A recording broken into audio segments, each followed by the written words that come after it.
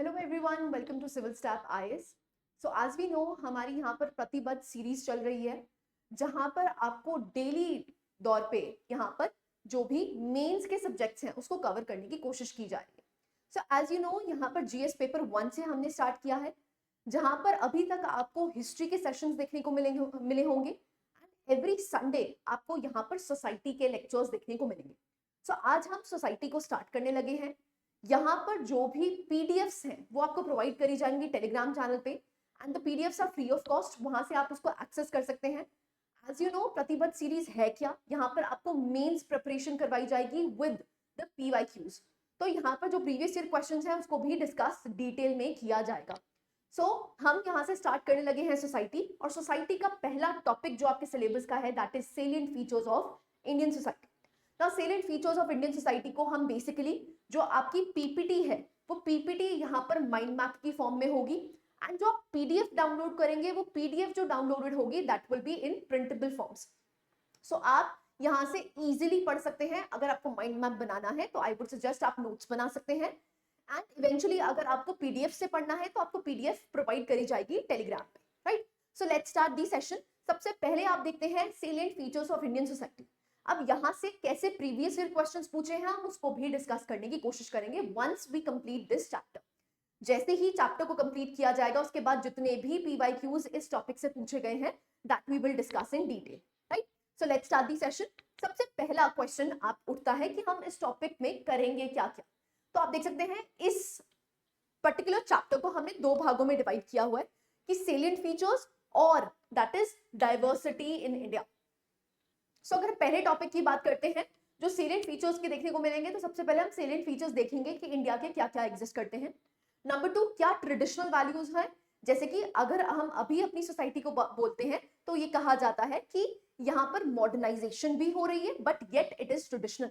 तो क्या traditional values exist करती हैं that we will see. Next अगर हम बात करते हैं caste as a unique feature to India. As you know, बहुत सारे प्रीवियस ईयर क्वेश्चंस में कास्ट एज अ डायमेंशन बहुत जगह पूछा गया है। तो कास्ट और लिंकेज, जैसे अर्बन एरियाज में कास्ट का क्या इफेक्ट है, क्या अर्बन एरियाज में आपको कास्ट का इफेक्ट ज्यादा देखने को मिलता है या वो नलिफाई हो रहा है। तो जो भी डायनेमिसिटी है, जो करंट अफेयर्स है, उसको भी हमने यहाँ पर कोट करने की कोशिश की। ऐसे ही आपको देखने को मिलता है a new concept which is known as DINKs. अगर हम अर्बन सेंटर्स की बात करते हैं, यहाँ पर कहा जाता है डबल इनकम नो किड्स। ऐसी फैमिलीज आपको इंक्रीज करती हुई दिख रही हैं एंड ये काफी ज्यादा प्रोमिनेंटली आपको देखने को मिलता है which is known as #dinks, right. ये क्यों है, ये क्यों प्रॉस्पर कर रहा है, ये क्या रीजंस है इसके behind that we will see in detail. Next अगर हम बात करते हैं emergence of middle class, again इस पे बहुत सारे प्रीवियस ईयर क्वेश्चंस पूछे गए हैं, दैट इज व्हाई हम मिडिल क्लास को डिटेल में रीड करें। नेक्स्ट आपको देखने को मिलता है family as a social institution ना। आप 2023 का भी क्वेश्चन देखेंगे जहां पर फैमिली स्ट्रक्चर से काफी कुछ पूछा गया है, इसलिए फैमिली की भी जो डायनेमिक टॉपिक्स हैं that we will cover in detail. Next आपको देखने को मिलता है modern yet traditional. As I told you, अगर हम इंडियन सोसाइटी की बात करते हैं तो आज ये मॉडर्न येट ट्रेडिशनल फॉर्म में एग्जिस्ट करती है।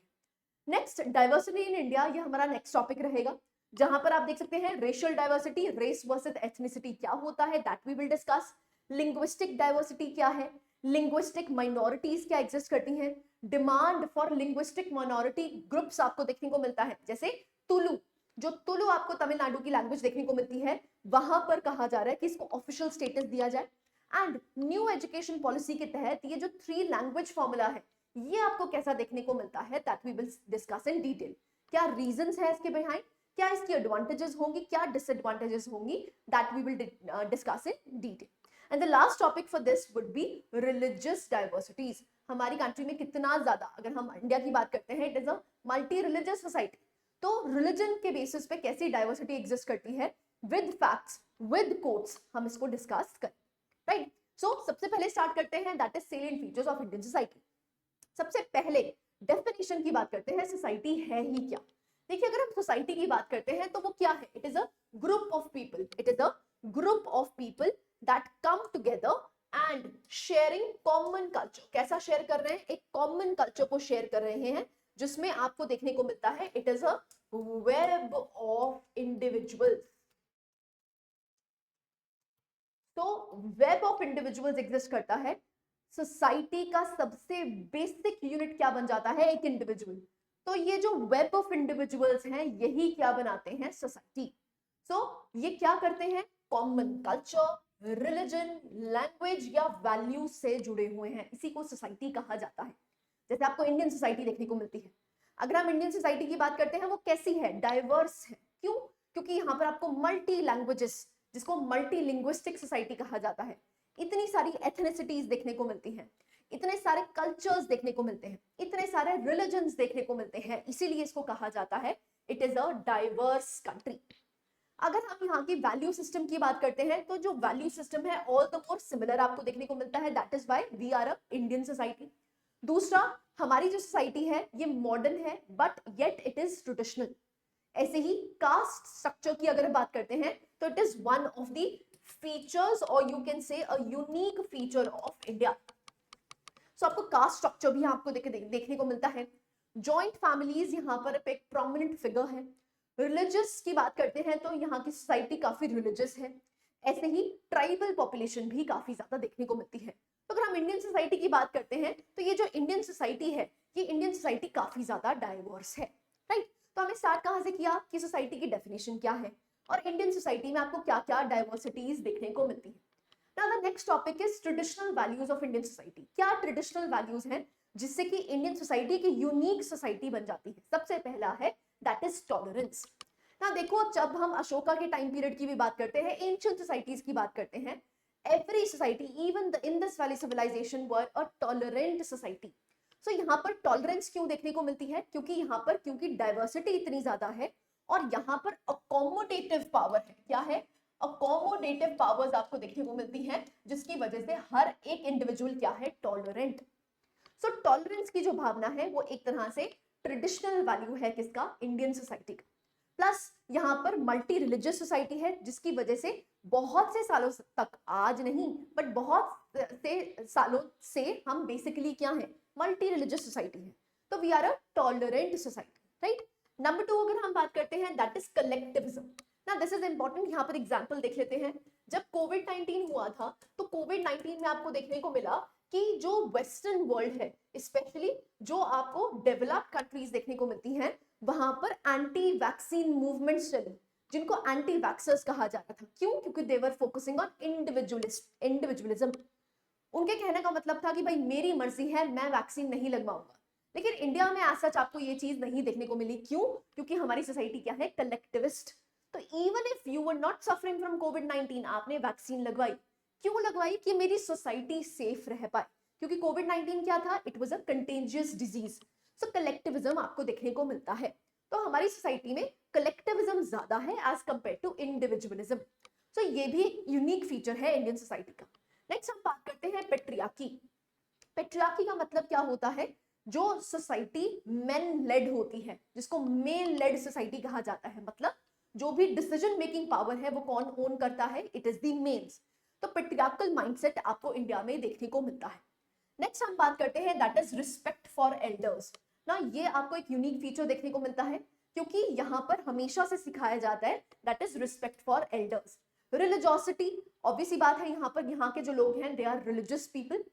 स्पिरिचुअलिज्म बहुत इंपॉर्टेंट है। अगर हम एंशिएंट सोसाइटी की बात करते हैं तब से आपको स्पिरिचुअलिज्म जो है वो भावना बहुत ज्यादा देखने को मिलती है। रादर आज आपको प्रोमिनेंटली योगा एक एस्पेक्ट देखने को मिलता है। और योगा का मकसद क्या था? कि बेसिकली आप यहाँ पर स्पिरिचुअलिज्म की तरफ मूव कर पाए, राइट। तो स्पिरिचुअलिज्म भी आपको एक फैक्टर देखने को मिलता है। ऐसे casteism and joint family system भी ये हमारे क्राइटेरियाज हैं, ट्रेडिशनल वैल्यूज हैं किसकी? इंडियन सोसाइटी की। क्लैरिटी है? आई होप आपको यहाँ तक समझ आया। Now reasons क्या है for the preservation of traditional values in Indian society? The question is क्या reasons हैं जिससे कि ये जो traditional values हैं ये आज भी sustain कर रही हैं? नंबर 1, religious tolerance आपको देखने को मिलती है। जैसे tolerant leaders रहे, as I've told you, यहाँ पर आपको अशोका टू अकबर दोनों ही वहां तक का टाइम पीरियड आपको देखने को मिलता है। they were very religiously tolerant। बहुत सारी religious diversity थी लेकिन उस diversity में भी आपको unity देखने को मिलती थी। ऐसे ही सिंक्रेटिसिक नेचर ऑफ हिंदुइज्म। ना हिंदुइज्म प्लूरलिज्म को सपोर्ट करता है क्योंकि हमारे हिंदू धर्म में आपको कितने भगवान देखने को मिलते हैं, लेकिन आपको देखने को मिलता है हर भगवान को मान्यता दी जाती है, तो टॉलरेंस है, ठीक है। तो यहाँ पर आपको हिंदुइज्म जो आपकी आइडियोलॉजी है वो बेसिकली क्या प्रमोट करता है, टॉलरेंस प्रमोट करता है। ऐसे ही adoption of secularism. Now as you know secular word हमारे कॉन्स्टिट्यूशन में 42nd अमेंडमेंट से ऐड किया जाता है, लेकिन उससे पहले भी हम सेक्युलर थे। आर्टिकल 25 टू 28 आपको देखने को मिलते हैं जो फंडामेंटल राइट्स के तहत है, जिसमें आपको फ्रीडम टू रिलीजन दिया जाता है। तो यहाँ पर जो सेक्युलरिज्म है उसकी वजह से भी हम क्या हैं, एक रिलीजियस टॉलरेंट सोसाइटी है, राइट। नेक्स्ट हम बात करते हैं that is family as an institution की वजह से भी आपको हमारे यहाँ पर ट्रेडिशनल कल्चर्स देखने को मिलते हैं। जैसे सोशलाइजेशन का सबसे पहला स्टेप ही क्या होता है, it is family. Preservation of patriarchy आपको देखने को मिलती है, एंड रिस्पेक्ट ऑफ एल्डर्स जो है वो भी फैमिली एज ए इंस्टीट्यूशन ही सिखाता है। नेक्स्ट हम देखते हैं that is the caste system exist करता है, जैसे कि जजमानी सिस्टम, और ये फंक्शनल इंटरडिपेंडेंस आपको शो करता है। देखिए कास्ट एज अ ग्रुपिंग, अगर हम बात करते हैं एज एन आइडियोलॉजी, या इसके आपको बेनिफिट्स और डिसएडवांटेजेस दोनों ही देखने को मिलते हैं। तो हमारी सोसाइटी में सेग्रीगेशन है, सेग्रीगेशन किस बेसिस पे है, कास्ट के बेसिस पे है, जिसकी वजह से जो यूनिटी है वो मुश्किल हो जाती है, राइट। सो कास्ट सिस्टम भी एक ट्रेडिशनल सिस्टम है जो इंडियन सोसाइटी ने अडॉप्ट कर रखा है। नेक्स्ट हम बात करते हैं हमारी आज भी जनता 70% of the population is still engaged in agriculture. तो हमारी सोसाइटी कैसी है, एग्रीकल्चरल सोसाइटी है, जिसमें जो वैल्यू है वो अटैच है किसको, लैंड को। ऐसी जो जॉइंट फैमिली वैल्यूज हैं वो भी आपको एग्रीकल्चरल अग्रेरियन इकोनॉमी से देखने को मिलती है, and it has led to the prevention of land disintegration. क्योंकि जॉइंट फैमिलीज एग्जिस्ट करती हैं, उसे लैंड डिसइंटीग्रेशन जो हो सकती थी वो बची हुई है। इसलिए कैसी सोसाइटी है, अग्रेरियन इकोनॉमी एग्जिस्ट करती है। That is why these are the reasons for preservation of traditional values in Indian society. Clarity है, आई होप यहां तक समझ आया होगा। नेक्स्ट हम बात करते हैं क्या चेंजेस आ रहे हैं। देखो अभी तक तो हमने पढ़ लिया कि हमारी सोसाइटी ट्रेडिशनल सोसाइटी क्यों है, रीजंस क्या है, ठीक है, दैट वी हैव रेड ना। अब आपसे क्वेश्चन यहां से भी बन सकता है कि क्या चेंजेस आ रहे हैं हमारी ट्रेडिशनल सोसाइटी में। सबसे पहला चेंज आपको देखने को मिलता है which is modernisation and westernisation. सबसे पहले फर्क समझ लीजिए, जब हम वेस्टर्नाइजेशन की बात करते हैं वी आर मिमिकिंग, या हम कह सकते हैं सिर्फ कॉपी कर रहे हैं हम वेस्टर्न वर्ल्ड को। मॉडर्नाइजेशन की अगर बात करते हैं तो basically we are moving towards logic, superstitions को छोड़ के हम किस तरफ को मूव कर रहे हैं, लॉजिक की तरफ मूव कर रहे हैं, दैट इज मॉडर्नाइजेशन।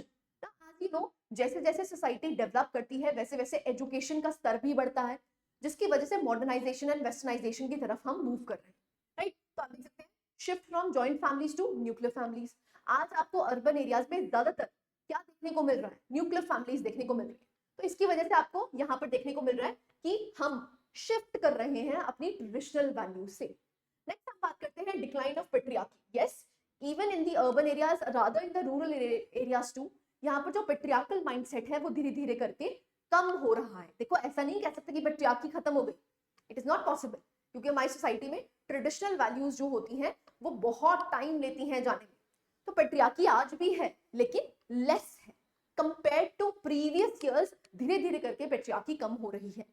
नेक्स्ट हम बात करते हैं increased individualism, specially in the metropolitan cities. अगर मेट्रोपोलिस की बात करते हैं तो वहां पर आपको इंडिविजुअलिस्टिक सोसाइटीज देखने को मिल रही है, कलेक्टिविज्म कम होता जा रहा है, इंडिविजुअलिज्म ज्यादा बढ़ता जा रहा है। एग्जाम्पल्स आपको देखने को मिलते हैं जहां पर यह कहा जाता है कि जो पहनना है मेरी मर्जी है, मैं सोसाइटी के अकॉर्डिंग नहीं चलूंगी। सो बेसिकली ये क्या है, इट इज इंडिविजुअलिज्म। क्लैरिटी है, समझ आया, ठीक है। तो इंडिविजुअलिज्म का मतलब क्या है, जब आप अपने बारे में ज्यादा सोचते हैं, सोसाइटी के बारे में कम सोचते हैं। तो यहाँ पर मॉडर्न और ट्रेडिशनल जो ट्रेडिशनल वैल्यूज हैं हम उससे आगे बढ़ रहे हैं। नेक्स्ट आपको देखने को मिलता है इकोनॉमिक चेंजेस। अब इकोनॉमिक चेंजेस की वजह से कैसे हुआ है, अब अग्रेरियन सोसाइटी से हम किस तरफ मूव कर रहे हैं, एक इंडस्ट्रियल इकोनॉमी की तरफ मूव कर रहे हैं। तो जो हमारी ट्रेडिशनल वैल्यूज थी, जो अग्रेरियन सोसाइटी थी, अब क्या बन रही है, इंडस्ट्रियल सेटअप पे जा रही है। ऐसे ही लैंड फ्रैगमेंटेशन आज आपको देखने को मिल रही है। सो लैंड फ्रैगमेंटेशन कैसे, अगर जो जॉइंट फैमिलीज है वो न्यूक्लियर फैमिलीज में शिफ्ट हो जाती है तो ऑब्वियस ही बात है, क्योंकि जो लैंड है वो एक एसेट होता है, तो लैंड की डिसइंटीग्रेशन होती है। तो अगर आपके ग्रैंडफादर के पास एक बड़ा पीस ऑफ लैंड था, उसके बाद जितने भी सन्स हैं उनके आगे, जितने भी बच्चे हैं उनके आगे, उसमें बाइफर्केशन हो जाती है, this is known as land fragmentation. तो ये आज आपको देखने को मिल रही है. So we are leaving behind our traditional values. Next social reforms. बहुत सारे आपको सोशल रिफॉर्म्स देखने को मिलते हैं, जैसे कि आपको एंटी कास्ट मूवमेंट्स देखने को मिली. ऐसे ही लीगल रिफॉर्म्स जिसमें कास्ट डिस्क्रिमिनेशन के लिए इवन हमारे कॉन्स्टिट्यूशन में भी आपको आर्टिकल 15 आर्टिकल 16 में देखने को मिलता है कि हम कास्ट के बेसिस पे डिस्क्रिमिनेशन नहीं कर सकते हैं. ठीक है, तो इवन फंडामेंटल राइट्स के तहत आपको दे रखा है, तो ऑब्वियसली बात है हम सोशल रिफॉर्म्स की तरफ मूव कर रहे हैं. ऐसे ही एजुकेशन और अवेयरनेस बढ़ी है, जिसकी वजह से सेक्युलर एजुकेशन और रिडक्शन हुई है किसमें, सुपरस्टिशंस में. इसीलिए हम कह सकते हैं that we are leaving behind our traditional culture and we are moving towards modernization. Next globalization is also a factor, जिसकी वजह से हमारे जो ट्रेडिशनल वैल्यूज हैं वो पीछे छूट चुकी हैं, जिसमें आपको influence of global cultures, change in religious practices भी देखने को मिल रहा है. Urbanization is also one reason जिसकी वजह से ट्रेडिशनल वैल्यूज खत्म हो रही हैं, या हम कह सकते हैं मॉडर्नाइजेशन की तरफ मूव कर रहे हैं. जैसे माइग्रेशन टू सिटीज, तो आप कह सकते हैं रूरल टू अर्बन माइग्रेशन आपको देखने को मिल रही है. Plus breakdown of traditional social structures, जो ट्रेडिशनल सोशल स्ट्रक्चर्स थे उसमें आपको ब्रेकडाउन देखने को मिला है. जैसे जब हम रूरल सेक्टर्स की बात करते हैं, तो रूरल सेक्टर्स में जनरली जो ऑक्यूपेशन होती है that is decided by caste. लेकिन जैसे ही आप देख सकते हैं अर्बनाइजेशन हो रही है, उसकी वजह से अर्बन सेक्टर्स में nobody cares about the caste. तो जो ट्रेडिशनल ऑक्यूपेशन है वो भी लीव बिहाइंड करी जा रही है, राइट. सो इसीलिए आपको देखने को मिलता है, ये बेसिकली क्या है, these are the changes in the traditional system. ठीक है, सो ट्रेडिशनल सिस्टम में आपको ये चेंजेस देखने को मिले. नेक्स्ट फीचर आपको देखने को मिलता है the basic features of caste system in India. अब जब कास्ट सिस्टम की बात करते हैं तो उसके क्या बेसिक फीचर्स हैं. सबसे पहले आपको देखने को मिलता है यहाँ पर एक हायरार्किकल स्ट्रक्चर देखने को मिलता है. सो यहाँ पर आपको स्ट्रैटिफाइड सोसाइटी देखने को मिलती है विद डिस्टिंक्ट लेवल्स. जैसे वर्णों में यहाँ पर डिविजन्स देखने को मिलते हैं. अगर हम वर्ण की बात करते हैं तो 4 वर्ण आपको हिंदुइज्म में देखने को मिलते हैं, विच इज ब्राह्मण, क्षत्रियास, वैश्यास एंड शूद्रास. तो आपकी पूरी सोसाइटी इन 4 भागों में डिवाइडेड है. ठीक है, तो स्ट्रैटिफिकेशन आपको देखने को मिला. दूसरा रिजिड सोशल क्लासेस है, क्योंकि ये क्या है, हायरार्किकल. ये ऑक्यूपेशनल नहीं है, अब क्या बन चुके हैं, हायरार्किकल. रादर आप कह सकते हैं हेरिडिटरी बन चुके हैं. तो अगर आपके फादर की जो कास्ट है आपकी भी वो कास्ट रहेगी. तो जो सोशल मोबिलिटी है it is very very rigid, right. Next आपको देखने को मिलता है hereditary nature. As I told you, now it is birth based. It is not occupation based but it is birth based. And कोई mobility आपको across the caste नहीं देखने को मिलती है. Next endogamy. तो यहाँ पर अगर हम मैरिज स्ट्रक्चर की बात करते हैं तो यहाँ पर फोकस किया जाता है कि सेम ही कास्ट में आपकी शादी हो. This is known as endogamy. So marriage within the same caste. Next, occupational specialization. Now specific jobs are assigned to caste. जैसे for example, जब हम क्षत्रियास की बात करते हैं तो generally वो क्या होते हैं, that is warriors, right? ऐसे ही अगर हम वैश्यास की बात करते हैं तो क्या है, trading societies से belong करते हैं. तो same occupation से ये belong करते हैं. नेक्स्ट हम बात करते हैं link to traditional occupations. Yes, they are link to traditional occupations. आज भी अगर वैश्य कम्युनिटी की बात करते हैं तो ज्यादातर क्या है, they are traders, merchants, right. Next हम बात करते हैं सोशल सेग्रीगेशन. ना यहाँ पर कुछ रिस्ट्रिक्शंस होती हैं सोशल इंटरेक्शन की. एंड आज भी रादर जब हम अपने कॉन्स्टिट्यूशन की बात करते हैं आर्टिकल 17 के तहत अनटचेबिलिटी को प्रोहिबिट करने की बात की गई है, लेकिन आज भी आपको अनटचेबिलिटी की प्रैक्टिसेस देखने को मिलती है. तो ये किसकी वजह से है, कास्ट सिस्टम की वजह से है. So these are the basic features of caste system. Next हम बात करते हैं ritual purity and pollution. So आपको यहाँ पर देखने को मिलता है जो कॉन्सेप्ट्स हैं प्यूरिटी के that are associated with caste. So basically जब हम शूद्र की बात करते हैं या आउटकास्ट पीपल की बात करते हैं जिनको हम दलित्स या अनटचेबल कहते हैं, तो वहां पर आपको पोल्यूशन और प्यूरिटी का कॉन्सेप्ट देखने को मिलता है. ये भी एक बेसिक फीचर है किसका, कास्ट सिस्टम का. लास्ट, कम्युनिटी बेस्ड रूल्स, जैसे enforcement of social norms by caste councils. जो भी कास्ट काउंसिल्स होते हैं वहां पर सोशल नॉर्म्स आपको देखने को मिलते हैं. तो जैसे जैन सभा आपको देखने को मिलती है, अग्रवाल सभा देखने को मिलती है. तो कास्ट बेस्ड आपको सभास भी देखने को मिल रही है, जिसकी वजह से आपको देखने को मिलता है कम्युनिटी बेस्ड सोशल नॉर्म्स बनाए जाते हैं, right. So these are the basic features of caste system in India. Next हम बात करते हैं the difference between varna and caste. देखो वर्ण जो है वो क्लास सिस्टम है, और अगर हम कास्ट की बात करते हैं तो वो जाति सिस्टम है. क्या है, जाति सिस्टम, राइट. सो वर्ण बेसिकली क्या है, चार मेन वर्ण एग्जिस्ट करते हैं, जो ब्राह्मण्स, क्षत्रियज, वैश्यज, शूद्रज। अब आइडियोलॉजिकल फ्रेमवर्क है, फिलोसफिकल और रिलीजियस बेसिस एग्जिस्ट करता है। यहाँ पर ब्रॉड और थ्योरेटिकल कैटेगरीज हैं, और ये जो बेस्ड है, ये किस पे बेस्ड है, ऑक्यूपेशन या ड्यूटी पे बेस्ड है। जैसे जब हम ब्राह्मण्स की बात करते हैं तो वो जनरली स्कॉलर्स, नॉलेजेबल पर्संस या प्रीस्ट हैं। ऐसे जब हम क्षत्रियस की बात करते हैं, they are the warrior class और दी रूलर क्लास। ऐसे ही जब हम वैश्यास की बात करते हैं, दे वर ट्रेडर्स और merchants, and Shudras were the servants, right. So ये ऑक्यूपेशन बेस्ड आपको देखने को मिलता है। नाउ यहाँ पर जब हम जाति सिस्टम की बात करते हैं तो बहुत सारी जातिज देखने को मिलती है, thousands and thousands of jatis are there, right. So it is based on birth and hereditary. So यहाँ पर क्या है, हेरिडिटरी है, ये ऑक्यूपेशन बेस्ड नहीं है, क्या है, hereditary in nature. Next, rigid social hierarchy देखने को मिलती है, specific regions and local communities देखने को मिलती है, और ये सोशल इंटरेक्शंस को भी रेगुलेट करता है, जैसे शादी किस जाति में होगी, ऐसे ही डाइनिंग मतलब खाना पीना किस जाति में किया जाएगा। Practices endogamy and occupational specialisation, and it is enforced by caste councils. So जो पंचायत आपको देखने को मिलती हैं, ये एनफोर्स करती हैं कि आप अपनी जाति में ही रहिए। सो जाति बेसिकली क्या बन जाती है, इट इज कास्ट, और वर्ण क्या है, it is a class system.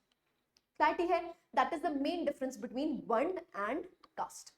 Next हम मूव करते हैं, दैट इज आपको देखने को मिलता है the changes in caste system India. कैसे कैसे चेंज हो रहा है, सबसे पहले मॉडर्न एजुकेशन की वजह से ना। मॉडर्न एजुकेशन ने क्या इंस्टिल किया है, रैशनल थॉट, कि भाई कास्ट के बेसिस पे हम क्यों डिवाइडेड हैं, कोई रीजन नहीं है। इसीलिए आपको यहाँ पर लॉजिकल थिंकिंग, रीजन की वजह से आपकी बॉडी में क्या आ चुका है, रैशनैलिटी, जस्टिस और इक्वालिटी के जो आइडियल्स हैं वो आपको देखने को मिल रहे हैं। ऐसे ही इंडस्ट्रियलाइजेशन की वजह से आपको देखने को मिलता है कि यहाँ पर जो भी एम्प्लॉयमेंट अपॉर्चुनिटीज हैं, दे आर इक्वल। किसी कास्ट के लिए वो जॉब ओपन नहीं रहती है, राइट। तो जो यहाँ पर एम्प्लॉयमेंट अपॉर्चुनिटीज है वो सभी के लिए बराबर है, ये कास्ट में बटी नहीं हुई है। ऐसी जो कास्ट बेस्ड ऑक्यूपेशन है धीरे धीरे करके डिक्लाइन कर रही है। जैसे आपको आज बहुत सारी ऑक्यूपेशन ऐसी देखने को मिलेंगी, जो वैश्याज हैं बेसिकली ट्रेडर्स होते थे, लेकिन आज वो क्या है, टीचर्स हैं, ठीक है। तो जो कास्ट बेस्ड ऑक्यूपेशन है उसको छोड़ के अब दूसरे ऑक्यूपेशन को अपनाया जा रहा है। ऐसा क्यों हो रहा है, इंडस्ट्रियलाइजेशन और अर्बनाइजेशन की वजह से। तो रीजन हम पढ़ रहे हैं कि कास्ट सिस्टम क्यों डिक्लाइन कर रहा है। अर्बनाइजेशन में आपको देखने को मिलता है नोबडी केयर्स कि आपकी कास्ट क्या है, आपको काम ढंग से करना है, दैट इज इट, ठीक है। ऐसे ही relaxation of caste based dietary rules, ऐसे ही इंटीग्रेशन ऑफ पब्लिक स्पेसेस, जैसे आपको देखने को मिलता है रेस्टोरेंट्स या पब्लिक पार्क्स, वहां पर नोबडी केयर्स आप किस कास्ट से बिलोंग करते हैं। लैंड रिफॉर्म्स की अगर बात करते हैं तो यहाँ पर transfer of land to lower caste किया गया है, एंड इकोनॉमिक एम्पावरमेंट की गई है लोअर कास्ट की। इवन हमारे कॉन्स्टिट्यूशन में रिजर्वेशन क्राइटेरिया आपको देखने को मिलता है SC ST OBCs के लिए, जो कि एक तरह से पॉजिटिव डिस्क्रिमिनेशन की गई है। तो इनकी वजह से भी आपको जो कास्ट रूल्स जो प्रायरली देखने को मिलते हैं वो बेसिकली थोड़े रिलैक्स्ड हुए हैं। नेक्स्ट हम बात करते हैं political changes. So as you know, यहाँ पर universal adult franchise under article 326 आपको देखने को मिलता है, जिसमें विदाउट एनी डिस्क्रिमिनेशन हर एक individual has the right to vote, ठीक है। तो यूनिवर्सल एडल्ट फ्रेंचाइज दिया गया है। दूसरा 73rd और 74th अमेंडमेंट आपको देखने को मिलता है, जिसमें थर्ड टियर ऑफ गवर्नेंस को इंट्रोड्यूस किया गया है।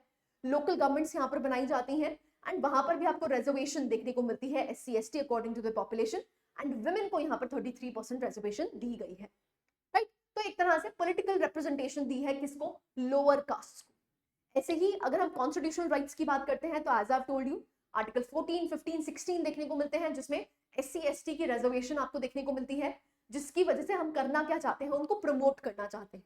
ऐसे ही आपको देखने को मिलता है reservation policies, as I told you, reservation policies for education and employment opportunities. Clarity है। सो ये आपको देखने को मिलते हैं the changes in the caste system in India. Next हम बात करते हैं that is continuity of caste system in India, क्योंकि आपसे देखिए दोनों सवाल पूछे जा सकते हैं।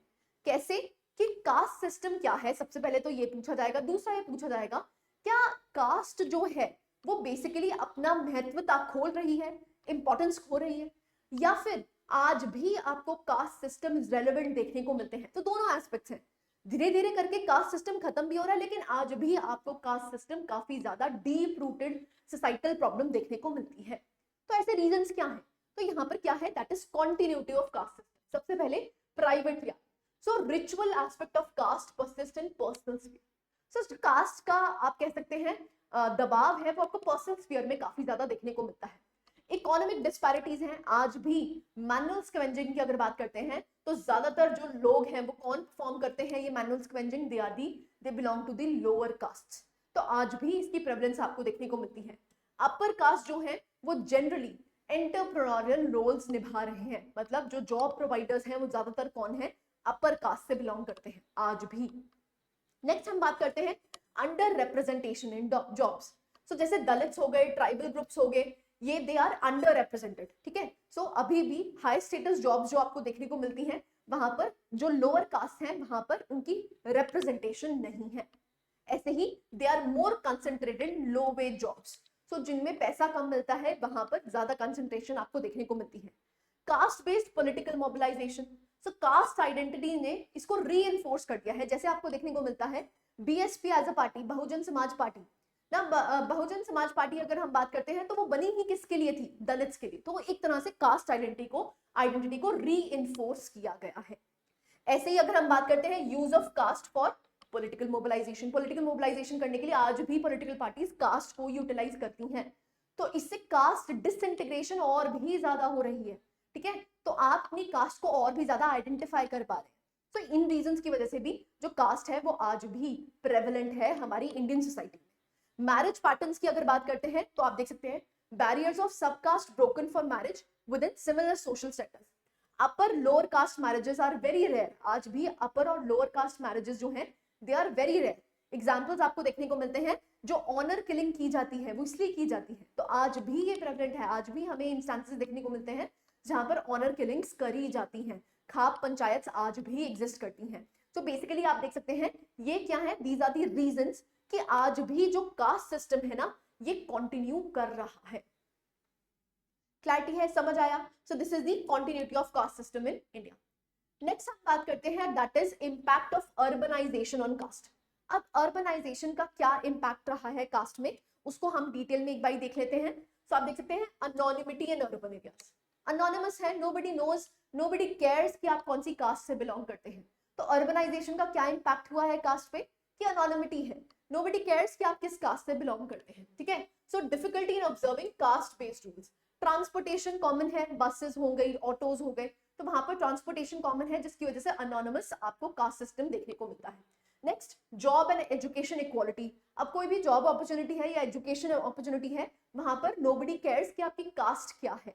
तो एक तरह से अर्बनाइजेशन की बात करते हैं तो जॉब्स मेरिट पे दी जाती है, कास्ट बेसिस पे नहीं दी जाती, राइट। तो आज आपको देखने को मिल रहा है कि अर्बनाइजेशन की वजह से जो कास्ट है वो धीरे धीरे करके डिमिनिश हो रही है। ऐसे ही सोशल इंटरेक्शंस ना, इंटरमिक्सिंग स्कूल्स में, वर्क प्लेस में बहुत ज्यादा इंटरमिक्सिंग है जिसकी वजह से कास्ट रिडक्शंस आपको देखने को मिल रही है। Inter caste marriages are very common in the urban areas, इसीलिए आपको देखने को मिलता है कि जो कास्ट रेलेवेंस है वो धीरे धीरे करके कम हो रही है अर्बनाइजेशन की वजह से। डाइवर्स अर्बन मिडिल क्लास बन चुकी है ना, जो ग्रोइंग डाइवर्सिटी है, जैसे entry of backward caste, now they are becoming middle class में आ रहे हैं। तो ये जो कास्ट बेस्ड सेग्रीगेशन थी now they are moving towards class based segregation. ऐसे ही डिजिटल रेवोल्यूशन एंड मैट्रिमनी, बहुत सारी मैट्रिमनी साइट्स आपको देखने को मिलती हैं, जैसे online matrimonial sites under playing caste का रोल ज्यादा आपको नहीं देखने को मिलता है। ऐसे ही डेटिंग एप्स आप देख सकते हैं, जो ट्रेडिशनल कास्ट बेस्ड इंटरेक्शंस थी अब आप देख सकते हैं डिजिटल प्लेटफॉर्म एक तरह से वाइड डाइवर्सिटी आपको प्रोवाइड कर रहा है जिसकी वजह से जो कास्ट है वो इतनी ज्यादा रेलेवेंट नहीं रही है। क्लैरिटी है? सो ये आपको देखने को मिल रहा है impact of urbanization on caste. Now caste discrimination आज भी प्रेवलेंट है। देखो हमने पढ़ा कि अर्बनाइजेशन की वजह से जो कास्ट है वो धीरे धीरे रिड्यूस हो रही है, लेकिन आपसे क्वेश्चन ये भी पूछा जा सकता है कि अर्बन एरियाज में आज भी अगर हम देखते हैं तो कास्ट बेस्ड डिस्क्रिमिनेशन आपको आज भी देखने को मिलती है। रीजंस क्या है? तो सबसे पहले आपको देखने को मिलता है प्योरिटी, पोल्यूशन, लैंग्वेज। सो जो कास्ट है सिटी स्पेसेस में they are defined by purity and pollution, जैसे वेजिटेरियनिज्म। ऐसे ही जो रेंटल हाउसिंग है वहां पर एक्सप्लिसिटली कई बार बोला जाता है कि आपको यहाँ पर नॉनवेज नहीं बनाना है, ठीक है। तो यहाँ पर भी आपको कास्ट बेस्ड सेग्रीगेशन देखने को मिलती है। ऐसे ही restrictions on meat sales in UP and Gujarat due to religious sentiments. So UP और गुजरात में वेजिटेरियनिज्म को प्रमोट किया गया है by the state governments even. तो यहाँ पर आपको देखने को मिलता है प्योरिटी पोल्यूशन का प्रोग्राम। ऐसे ही घेटोइजेशन, तो घेटोइजेशन की अगर बात करते हैं, जैसे गोपाल गुरु आपको देखने को मिलते हैं, ghetto as a space and the body of the ghetto dweller. तो सेग्रीगेशन पब्लिक सर्विसेज में देखने को मिलती है, जैसे म्युनिसिपल कॉर्पोरेशन में जो बेसिकली काम कर रहे हैं वो ज्यादातर कौन है, लोअर कास्ट से बिलोंग करते हैं, तो जो जॉब्स हैं अभी भी सेग्रीगेटेड हैं on the basis of castes. Next, environmental pollution zones inhabited by Dalits and Muslims. So जहां पर एनवायरमेंटल पोल्यूशन ज्यादा देखने को मिलता है, water pollution, soil pollution, air pollution, वहां पर आपको ज्यादा क्या देखने को मिलते हैं, घेटोस किसके बने हुए हैं, दलित्स एंड मुस्लिम्स। ऐसे ही forced evictions of Dalits and Muslim during slum demolitions. So जब स्लम्स को डिमोलिश किया जाता है, ज्यादातर स्लम ड्वेलर्स कौन है, they belong to the lower caste only, that is why उनको ज्यादा फोर्स किया जाता है to evacuate it. Next, apartmentization की अगर हम बात करते हैं, तो आप देख सकते हैं caste discrimination in residential living spaces, जैसे सेपरेट एक्सेस, अगर कोई सोसाइटी है वहां पर अगर कोई दलित बिलोंग करता है तो उसके लिए अलग से टॉयलेट है, ठीक है, या अलग से किचन स्पेस है, तो बेसिकली ये क्या कर रखा है आपने, अपार्टमेंटाइजेशन कर रखी है, अपार्टमेंट्स बना रखे हैं, लेकिन उन अपार्टमेंट्स में भी सेग्रीगेशन है कि दलित्स के लिए ये एग्जिस्ट करता है, ठीक है, सो इसीलिए आपको अपार्टमेंटाइजेशन देखने को मिलता है। एम्प्लॉयमेंट अपॉर्चुनिटीज की अगर बात करते हैं, जैसे ओबीसीज और जो एससीज हैं, they often working in the informal sector due to caste link occupations. तो आज भी जो लोअर कास्ट है वो किस में बिलोंग कर रही है, वो किस में काम कर रही है, अनऑर्गेनाइज सेक्टर में, जिसमें सोशल सिक्योरिटी बेनिफिट्स नहीं मिलते हैं। ऐसे ही इकोनॉमिक डिस्क्रिमिनेशन आपको देखने को मिलती है एजुकेशन से रिलेटेड, जैसे limited access to private schools. ज्यादातर जो लोअर कास्ट है वो कहाँ पर पढ़ रही हैं, पब्लिक स्कूल में पढ़ रही है रादर देन प्राइवेट स्कूल्स। तो यहाँ पर आपको देखने को मिलता है कि अर्बनाइजेशन की वजह से कास्ट डिस्क्रिमिनेशन कम तो हुई है, लेकिन आज भी अर्बन स्पेसेस में आपको कास्ट एक डोमिनेंट फैक्टर देखने को मिलता है विद दीज एग्जांपल्स। देखिए, जब तक आप एग्जांपल्स नहीं लिखेंगे तब तक आपका आंसर इनकम्प्लीट रहेगा। क्लैरिटी है? आई होप यहां तक समझ आया होगा। This is caste discrimination in the urban areas. Next हम बात करते हैं कास्ट एंड जेंडर की। अगर कास्ट एंड जेंडर की बात करते हैं तो basically we are talking about women and caste system. ना कास्ट सिस्टम की भी अगर बात करते हैं, जो लोअर कास्ट से बिलोंग करते हैं उसमें भी सबसे वल्नरेबल कौन हो जाती है, इट इज वुमेन। तो वुमेन एंड कास्ट क्या क्या आपको देखने को मिलता है, सबसे पहले ब्राह्मणिकल पैट्रियार्की आपको देखने को मिलती है, जिसमें वुमेन की सेक्सुअलिटी को बेसिकली कास्ट प्योरिटी के लिए यूटिलाइज किया जाता है। एंडोगामी की जाती है, जिसमें कास्ट सिस्टम को प्रिजर्व करके रखा जाता है। ऑनर किलिंग्स आपको देखने को मिलती है as a form of control over women's autonomy. ऐसे ही अगर हम बात करते हैं bargaining with patriarchy, so women upholding patriarchal traditions in exchange for certain benefits.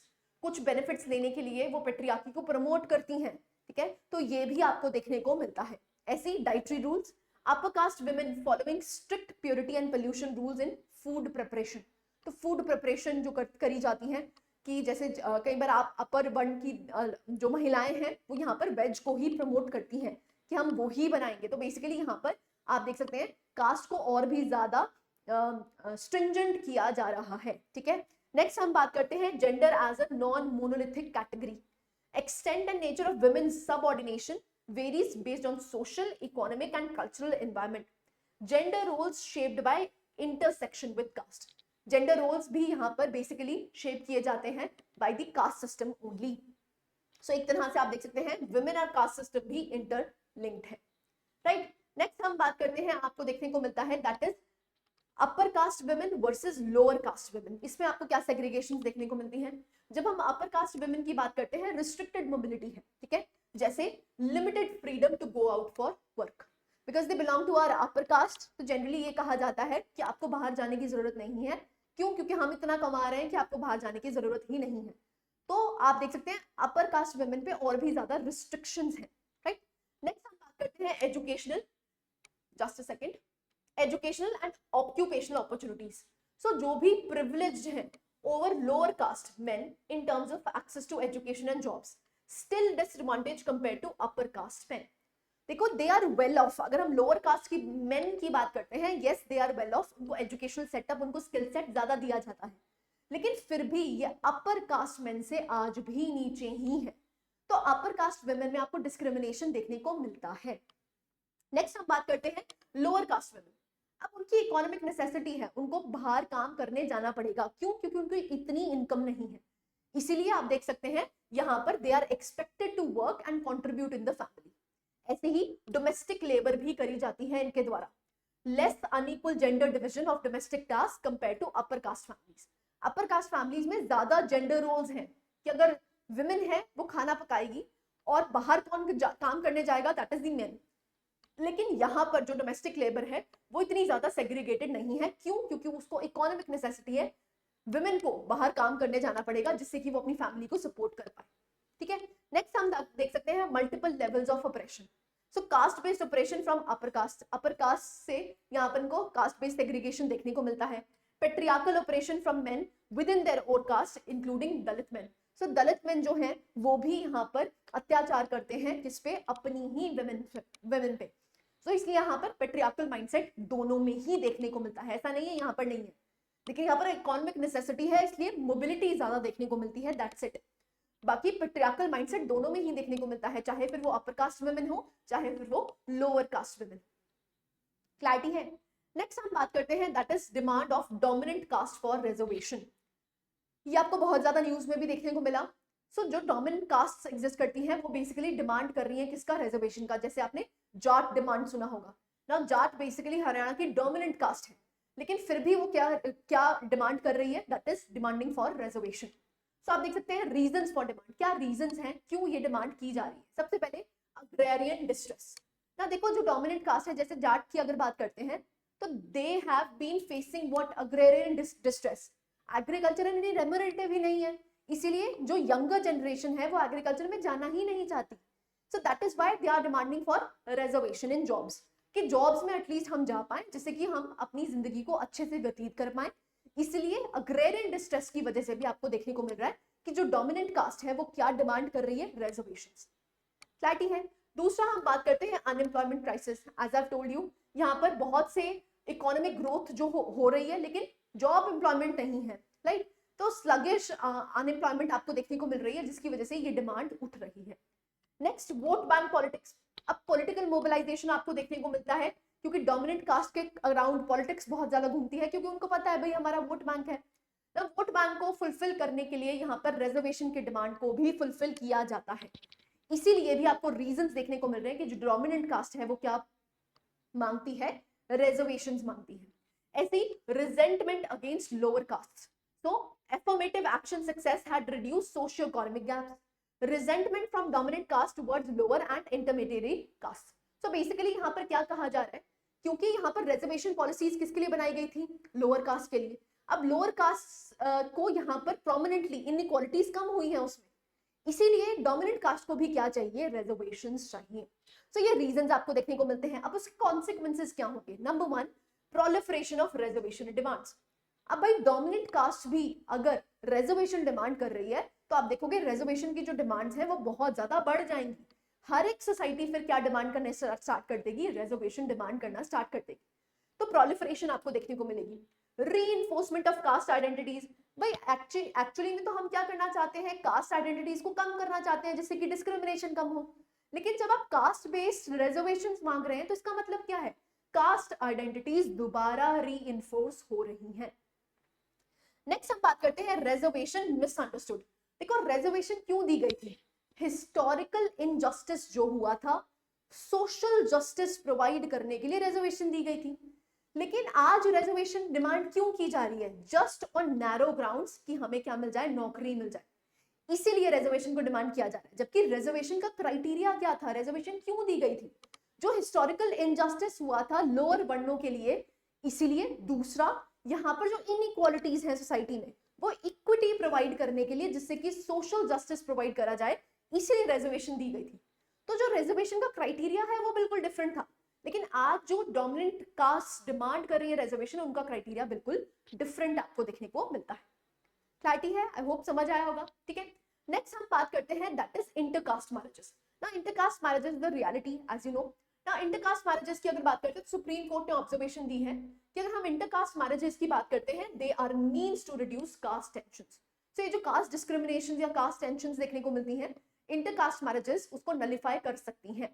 जो एजुकेटेड यूथ है, they are now increasingly moving towards what? Intercaste marriages, because they need companionship. Marriage as an institution now has changed the parameters. अब companionship है। So basically जो educated youth है वो cast segregation को छोड़ के intercaste marriages की तरफ जा रहा है। नेक्स्ट बी आर अम्बेडकर की अगर बात करते हैं तो एनालिसिस ऑफ कास्ट में उन्होंने कहा था real remedy is inter marriage. अगर इंटर मैरिजेस इंप्रूव होंगी तो ये जो कास्ट डिस्टिंक्शंस हैं ये आपको कम होती हुई दिखेंगी। Even B R Ambedkar said that fusion of blood fosters a feeling of kinship and breaks down separatist sentiments. जो सेपरेटिस्ट सेंटिमेंट्स है उसको ब्रेक डाउन किया जाएगा जब ब्लड लिंकेजेस हो जाएंगी, ठीक है। तो intercaste marriages essential to dissolving caste barriers. Caste barriers को डिसॉल्व करने के लिए intercaste marriages is very very important. उन्होंने ये एनालिसिस ऑफ कास्ट में लिखा था। नेक्स्ट हम बात करते हैं सोशल इंपैक्ट क्या होगा। ऑब्वियसली बात है जो ये रिजिड कास्ट आइडेंटिटीज हैं वो इरोड हो जाएंगी, अच्छी बात है। दूसरा promotion of social harmony, social harmony यहाँ पर प्रमोट होगी। तीसरा आपको देखने को मिलता है जो ट्रेडिशनल नॉर्म्स हैं उसको छोड़ के हम मॉडर्न सेक्टर में जाएंगे, तो ये भी अच्छी कॉन्सेप्ट आपको देखने को मिलता है ना। व्हाट आर दी चैलेंजेस, क्या चैलेंजेस हैं? Number 1 resistance from conservative families. जो कंजर्वेटिव फैमिलीज या ऑर्थोडॉक्सी सोच रखती हैं उससे आपको रेजिस्टेंस देखने को मिल रहा है, जिसकी वजह से ऑनर किलिंग्स भी होती हैं, राइट। सो ये आपको चैलेंज देखने को मिलता है। तो as I told you honour killings आपको देखने को मिलती हैं। Slow cultural shift despite legal recognition. Legal recognition मिल चुकी है, सुप्रीम कोर्ट ने बोला इंटरकास्ट मैरिजेस हो सकती हैं, लेकिन फिर भी आपको इस सोसाइटी से ही रेजिस्टेंस देखने को मिलता है। सो ये कुछ चैलेंजेस हैं इंटरकास्ट मैरिजेस के लिए। तो आई होप आपको समझ आ गया होगा कि इंटरकास्ट मैरिजेस का क्या डायमेंशंस एग्जिस्ट करती हैं। नेक्स्ट टॉपिक हमारा देखने को मिलता है which is DINKs, double income no kids families. बहुत इंपॉर्टेंट है आज के सेक्टर में, क्योंकि ये करंट अफेयर्स को भी हम यहाँ पर डील करेंगे, उसको भी कवर करने की कोशिश करेंगे। तो यहाँ पर डिंक्स का कॉन्सेप्ट बहुत ज्यादा चल रहा है which is double income no kids ना। रीजंस, क्या रीजंस हैं ऐसा करने के लिए? आई होप आपको समझ आ गया होगा कि जो मेल है फीमेल है दोनों ही अर्निंग है। Now they earn a good amount, लेकिन they do not want to have kids. क्यों? क्योंकि उनको लगता है किड्स क्या है, रिस्पॉन्सिबिलिटी है। जो लग्जूरियस लाइफ ये आज जी पा रहे हैं, कल को अगर बच्चे हो जाएंगे तो उनके लिए रिस्पॉन्सिबिलिटीज बढ़ जाएंगी और ये जो लग्जूरियस लाइफ है ये नहीं रहेगी। इसीलिए अर्बन सेंटर्स में आपको ये कॉन्सेप्ट देखने को मिल रहा है double income no kids. Reasons क्या है? Number 1 economic aspirations. As I told you, अगर हम बच्चे की बात करते हैं तो इकोनॉमिक रिस्ट्रिक्शंस हो जाती हैं, जिसमें एक पार्टनर को, चाहे मेल चाहे फीमेल, उसको यहाँ पर अपनी इकोनॉमिक एस्पिरेशंस को छोड़ना पड़ता है, राइट। तो उसकी वजह से। दूसरा चेंजिंग प्रायोरिटीज ना, विमेन जो है वो परस्यू कर रही है एजुकेशन और करियर को। So basically they Dzire the fulfilment of their independence, इसीलिए यहाँ पर डबल इनकम नो किड्स देखने को मिल रहे हैं। तीसरा राइजिंग कंज्यूमरिज्म। अब प्रायोरिटी क्या है? फ्लेक्सिबिलिटी और फ्रीडम। कल को बच्चा होता है, बेबी होता है, तो आपके ऊपर रिस्ट्रिक्शंस लगती हैं, they do not want those restrictions, इसीलिए भी आपको देखने को मिल रहा है ये कॉन्सेप्ट राइज कर रहा है। नेक्स्ट हम बात करते हैं मोर इंडिविजुअलिस्टिक सोसाइटी। सो वही बात है, कलेक्टिविज्म पे दूर जा रहे हैं एंड इवेंचुअली इंडिविजुअलिज्म पे ज्यादा फोकस किया गया है, जिससे कि क्या कर सके, इंडिविजुअलिस्टिक फ्रीडम पे ज्यादा फोकस कर सके, इसीलिए आपको ये कॉन्सेप्ट राइज होता हुआ दिख रहा है। अब इसके इंपैक्ट क्या होंगे? सबसे पहला डिक्लाइनिंग बर्थ रेट्स। तभी आपको अर्बन सेक्टर्स में देखने को मिल रहा है कि अर्बन सेक्टर्स में जो हमारी TFR है, टोटल फर्टिलिटी रेट है, it has drop to 1.6। So it is a danger, जहां पर आपको डिक्लाइनिंग बर्थ रेट्स देखने को मिल रहे हैं। दूसरा शिफ्टिंग फैमिली डायनामिक्स। अब बेसिकली फोकस किस पे हो चुका है? Focus on couples relationship and individual pursuits. Next हम बात कर रहे हैं evolving societal norms roles. So challenging traditional expectation of women as primary caregivers, greater acceptance of diverse family structures. So basically पहले क्या सोचा जाता था, जो वुमेन है वो ही केयर गिवर है। सो यहाँ पर जो डायनेमिक्स है वो बिल्कुल चेंज हो गए हैं, इंपैक्ट आपको ऐसा देखने को मिलेगा। Next impact on extended families. अब जो आपको डिस्ट्रप्शंस देखने को मिलेंगी, जैसे जो एल्डरली केयर है, पहले क्या होता था बच्चे संभालते थे, लेकिन जब बच्चे ही नहीं है तो जो एल्डरली केयर है वो कौन करेगा? तो जब आप ओल्ड एज के हो जाओगे, because you do not have kids, so that is why जो एल्डरली केयर है अब वो बर्डन किस पे आएगा? गवर्नमेंट पे आएगा, ठीक है। सो ये भी आपको इंपैक्ट देखने को मिलेगा अगर ये जो हैशटैग डिंक्स है वो काफी ज्यादा प्रोमिनेंट होता है। आई होप क्लैरिटी है आपको डिंक्स के बारे में समझ आया होगा। नेक्स्ट हम बात करते हैं that is expansion of middle class in India. अब मिडिल क्लास एक्सपैंड क्यों कर रही है? That is the reason. सबसे पहले एफर्मेटिव एक्शन ऑफ गवर्नमेंट ना, जैसे रिजर्वेशन पॉलिसीज आपको देखने को मिली, ऐसे ही representation, increase representation in education and job employment, जिसकी वजह से आपको मिडिल क्लास ज्यादा राइज करती हुई दिखती है। दूसरा इंडस्ट्रियलाइजेशन और urbanisation. So as I told you, industrialisation और अर्बनाइजेशन की वजह से जो पुअर स्ट्राटा है अब एक डिसेंट इनकम कमा रहा है, जिसकी वजह से वो मिडिल इनकम स्टेज में आ रहा है। मिडिल इनकम फैमिलीज की भी अगर बात करते हैं तो दो भागों में बटी होती है, lower middle class and the upper middle class, right. So expansion of modern education, education से स्किल सेट मिल जाता है जिसकी वजह से वो now they are able to move from the lower middle class to upper middle class, ठीक है। तो education and modern education has also played a role. Next, universal adult franchise and amendments, जैसे 73rd और 74th amendments की बात करते हैं तो उसकी वजह से भी आपको प्रमोट होता हुआ दिखता है there political participation. And eventually economic reforms, LPG reforms की वजह से आपको लिबरलाइजेशन, प्राइवेटाइजेशन और ग्लोबलाइजेशन की वजह से नई इकोनॉमिक अपॉर्चुनिटीज यहाँ पर मिली हैं, जिसकी वजह से आप पुअर स्ट्राटा से किस स्ट्राटा में आ चुके हैं, मिडिल स्ट्राटा में आ चुके हैं। So these are some of the reasons जिसकी वजह से मिडिल क्लास जो है इंडिया में काफी ज्यादा प्रमोट हुई है। नाउ अगर हम emergence of rural middle class की बात करते हैं तो हम देख लेते हैं। सो लैंड रिफॉर्म्स की वजह से यहाँ पर आपको रूरल सेक्टर में भी मिडिल क्लास देखने को मिली है। रूरल अगर हम यहाँ पर लैंड रिफॉर्म्स की बात करते हैं तो लैंड रिफॉर्म्स में बेसिकली जो लैंड है वो किसको दी गई थी, लोअर कास्ट को दी गई थी। तो जो पुअर फैमिलीज थी they have now become middle class. Next हम बात करते हैं ग्रीन रेवोल्यूशन, एग्रीकल्चर सेक्टर ज्यादा आपको देखने को मिलता है रूरल एरियाज में, तो ग्रीन रेवोल्यूशन की वजह से इनको काफी ज्यादा इकोनॉमिक बेनिफिट हुआ है, ठीक है। नेक्स्ट हम बात करते हैं इन्वेस्टमेंट इन एजुकेशन। सो आप देख सकते हैं जो वेल्दी फार्मर्स हैं basically they are sending their children to foreign, abroad और इन दी अर्बन सेंटर्स में भेजते हैं जिससे कि वो एजुकेशनल स्किल सेट ले सके। तो वो जो पुअर स्ट्राटा में थे now they are coming into the middle sector. Next, remittances of migrants, तो जो इनकम है that are migrant workers now they are sending back to the families. So जो रेमिटेंसेस है उसकी वजह से भी आपको देखने को मिलता है हेल्थ केयर और एजुकेशन स्किल सेट इंप्रूव होता है, जिसकी वजह से now they are moving towards middle class. ऐसे ही ट्रांसपोर्ट एंड कम्युनिकेशन रेवोल्यूशन, अब बेटर कनेक्टिविटी की वजह से रूरल और अर्बन एरियाज में, तो अर्बन एरियाज में अगर मिडिल क्लास का राइज हो रहा है तो वो आपको रूरल एरियाज में भी पेनिट्रेट होता हुआ दिख रहा है, राइट ना। अगर हम कैरेक्टरिस्टिक्स ऑफ मिडिल क्लास की बात करते हैं, क्या कैरेक्टरिस्टिक्स, सबसे पहला कल्चर। अब इनका जो लाइफस्टाइल है वो कंज्यूमरिज्म पे है। तो जैसे ही आप मिडिल क्लास में जाते हो इसको कहा जाता है वाइब्रेंट मिडिल क्लास। वाइब्रेंट का मतलब क्या होता है, ये डिमांड क्रिएट करता है। तो किसी भी जीडीपी के लिए ये जो मिडिल क्लास है ये वाइब्रेंट मिडिल क्लास बन जाता है, क्योंकि ये एक इकोनॉमिक साइकिल को प्रोग्रेस करवाता है, राइट। नेक्स्ट हम बात करते हैं रिलेटिवली रैशनल आउटलुक। इनका जो आउटलुक होता है वो रैशनल होता है, जो डिस्क्रिमिनेशन है उसको पीछे छोड़ के आगे मॉडर्न वे में सोचते हैं। नेक्स्ट, फैमिली एंड मैरिज की अगर बात करते हैं तो जनरली न्यूक्लियर फैमिली स्ट्रक्चर्स आपको देखने को मिलते हैं। जो इंटरकास्ट मैरिजेस हैं वो बेसिकली अनकॉमन नहीं है, आजकल इंटरकास्ट मैरिजेस बहुत ज्यादा मिडिल क्लास में आपको देखने को मिल रही हैं। इकोनॉमिक कैरेक्टरिस्टिक्स की बात करते हैं तो they are employed in the service sectors in urban areas and they have shift from manual labour, जो मैनुअल लेबर करते थे अब now they are moving towards intellectual labour. Next, influence of multinational companies, MNCs की वजह से आपको देखने को मिलता है जो एलपीजी रिफॉर्म्स करे गए हैं।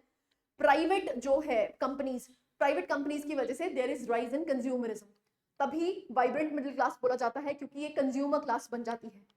फॉरेन इन्वेस्टमेंट्स जो है उन्होंने ज्यादा एम्प्लॉयमेंट अपॉर्चुनिटीज क्रिएट की हैं, जिसकी वजह से आपको मिडिल क्लास राइज होती हुई दिख रही है, ठीक है। तो these are some of the characteristics of middle class in India. Done, clarity है। नेक्स्ट हम बात करते हैं that is family as a social institution. ना family as a social institution की अगर बात करते हैं तो फंक्शंस क्या हैं फैमिली के सबसे पहले।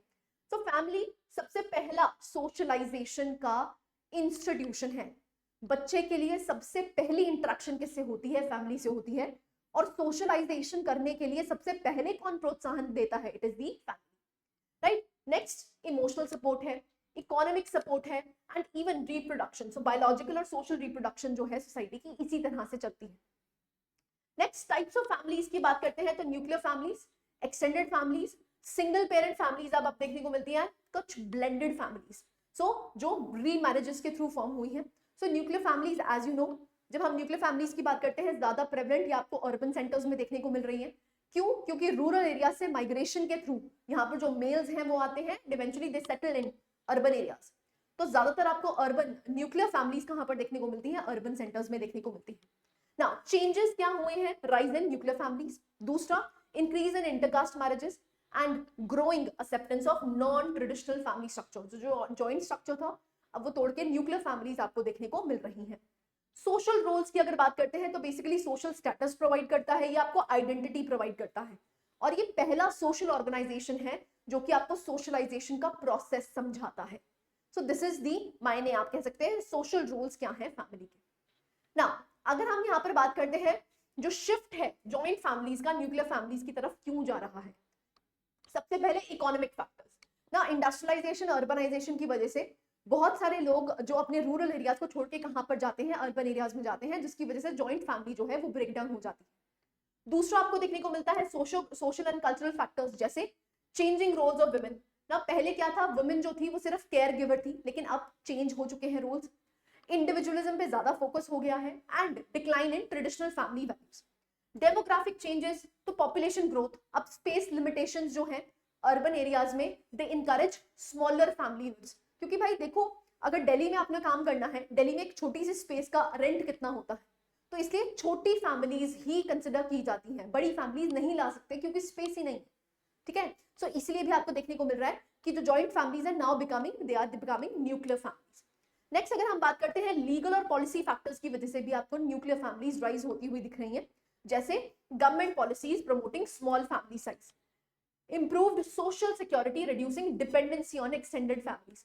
तो डिपेंडेंसी को रिड्यूस करने के लिए भी न्यूक्लियर फैमिलीज बनाई जा रही हैं कि आप डिपेंडेंट ना हो अपनी जॉइंट फैमिली से, राइट। सो इसीलिए आपको देखने को मिल रहा है there is a shift from joint families to nuclear families, these are some of the reasons. Next हम बात करते हैं, लेकिन आज भी आपको कई बार सेक्टर्स में देखने को मिलता है जॉइंट फैमिलीज आज भी प्रेवलेंट है। सो क्यों है, सबसे पहले कल्चरल एंड सोसाइटल नॉर्म्स। तो बेसिकली ये क्या है, एक सिंबलाइज करता है किसको, यूनिटी को, कलेक्टिव रिस्पॉन्सिबिलिटी को।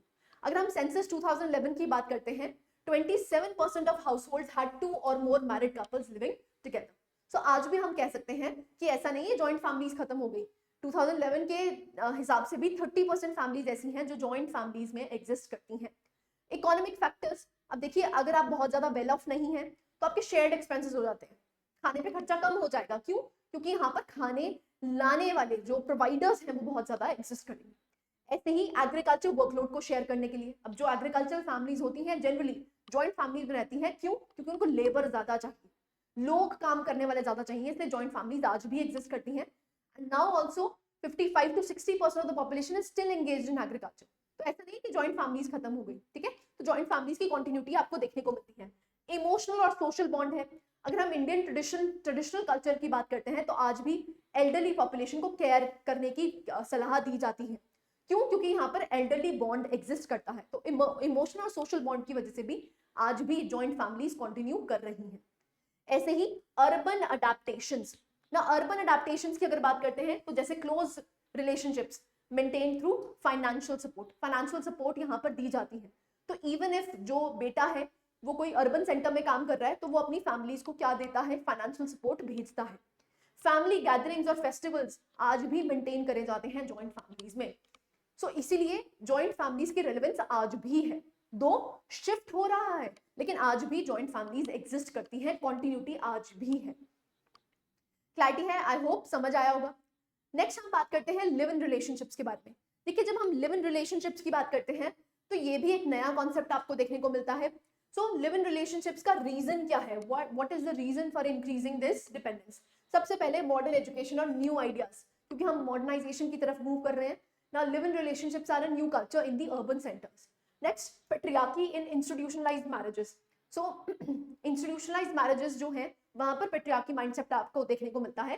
तो इसीलिए आपको देखने को मिलता है कि patrilocal residency that is living with the husband's family, gender inequality जो है डोमेस्टिक लेबर में, जहां पर वाइफ के जो रोल्स हैं वो बेसिकली डेली कोर्स के लिए है और जो हस्बैंड के हैं उसका रोल क्या है, अर्निंग रोल है। इसीलिए आपको लिव इन रिलेशनशिप्स आजकल ज्यादा देखने को मिल रहे हैं कि हमें मैरिज एज एन इंस्टीट्यूशन में एंटर ही नहीं करना।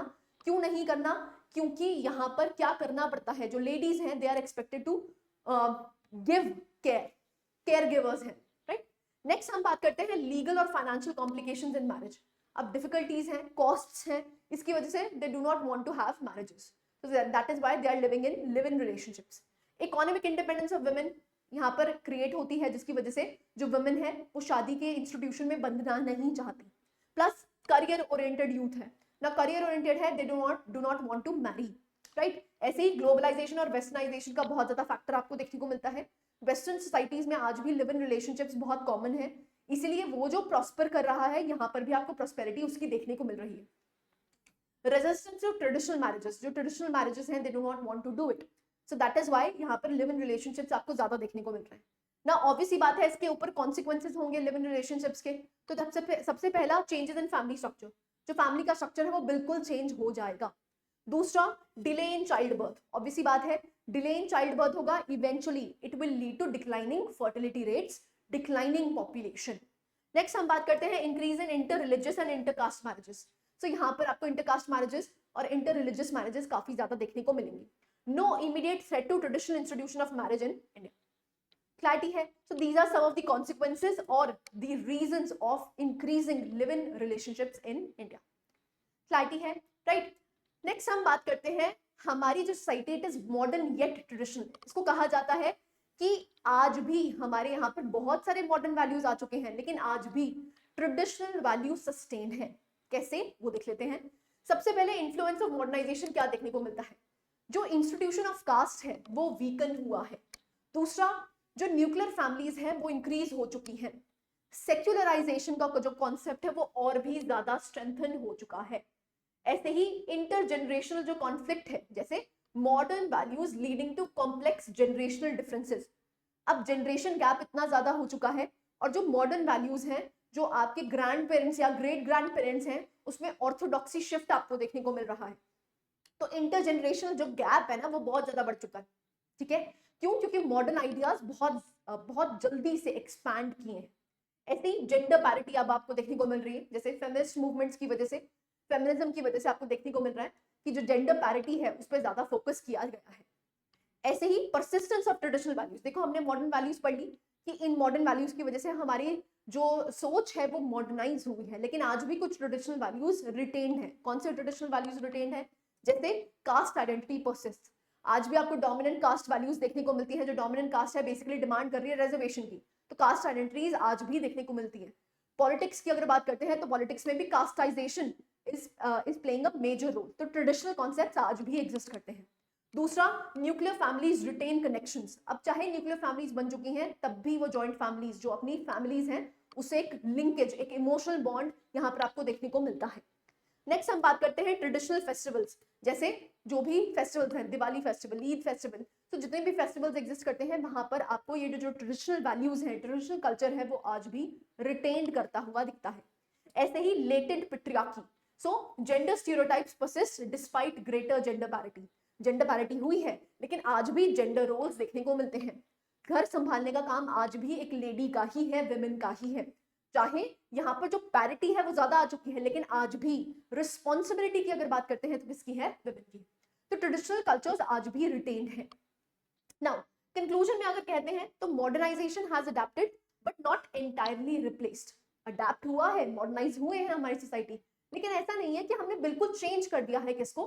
ट्रेडिशनल सोसाइटी को, राइट। सो ये आपको कॉन्सेप्ट्स देखने को मिलते हैं मॉडर्न येट ट्रेडिशनल। हम पीवाईक्यू भी पढ़ेंगे, पीवाईक्यू में पूछा गया है 2021 का आपको क्वेश्चन देखने को मिलता है जिसमें एक्सप्लिसिटली मेंशन किया हुआ है कि जो हमारी सोसाइटी है वो बेसिकली क्या है?